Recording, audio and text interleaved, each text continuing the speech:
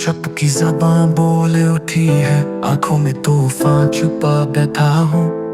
लब हिलते नहीं, दर्द कहता है, मैं हंसकर सबको बहला बैठा हूँ। बिखरे हुए ख्वाबों की कहानी सुन लो, मेरी अधूरी सी ज़बानी सुन लो।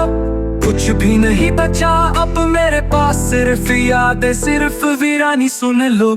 रात की तन्हाई गवाह है मेरी, कितना रोया हूँ छुप छुप कर।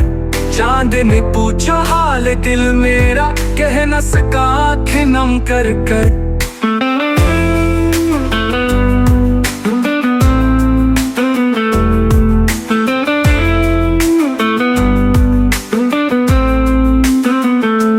वक्त का मरहम जख्मों पे लगाया, फिर भी खून से कही बातों का। कुछ गम मेरे दिल में छुपे बैठे हैं, कुछ नाम लिखा है अधूरे खतों का। बिछड़ के तुझसे खाली खाली हूँ, तकदीर की लकी कहानी हूँ।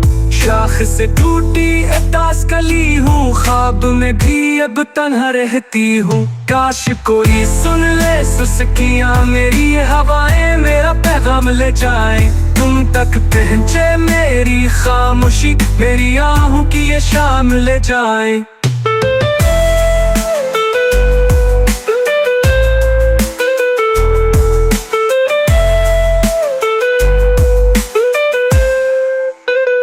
फूल मुरझा गए यादों के बाग में, मोहब्बत धुरी रह गई रात में।